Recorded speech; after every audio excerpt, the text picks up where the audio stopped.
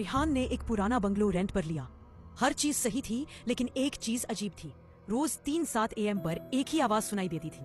मैं वापस आ गया। पहले लगा कोई सपना है, लेकिन फिर हर रात क्लॉक एग्जैक्टली 3-7 AM पे रुक जाती और सब कुछ 60 सेकंड के लिए रिपीट होता। उसने CCTV लगाया। रिकॉर्डिंग में दिखा रिहान खुद उठता है, मिरर के सामने जाता है और खुद से कहता है अब तू अगला है।